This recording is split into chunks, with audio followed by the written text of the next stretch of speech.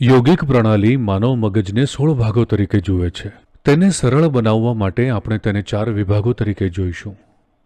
આને આપણે કહીએ છીએ બુદ્ધિ, અહંકાર, માનસ અને ચિત્ત. તેથી ચિત્ત તમારી અંદરની બુદ્ધિમત્તાનું તે પરિમાણ છે જે કોઈપણ પ્રકારની સ્મૃતિના પ્રભાવ વિનાનું છે. ઘણી રીતે જોતા તે તમારી અંદર રહેલો સર્જનનો સ્ત્રોત છે. કારણ કે જો તમે એક બ્રેડનો ટુકડો ખાઓ છો તો તે મનુષ્યનું માંસ અને લોહી બની જાય છે. ત્યાં એક એવી બુદ્ધિમત્તા છે જે બ્રેડના એક ટુકડાને માણસમાં રૂપાંતરિત કરવા માટે સક્ષમ છે. ખરું ને? તો ચિત્ત તે પરિમાણ છે. યોગની સંસ્કૃતિમાં ખૂબ જ મજાકમાં યોગીઓ એકબીજા સાથે આવી વાત કરે છે કે જો તમે તમારા ચિત્તના સંપર્કમાં આવી શકો તો ભગવાન તમારા ગુલામ બની જશે. તે કદાચ ખૂબ ઘમંડી લાગી શકે, પરંતુ તેઓ ખોટા નથી. તેઓ એમ કહે છે કે સર્જનના સ્ત્રોત સાથે તમે રમી શકો છો.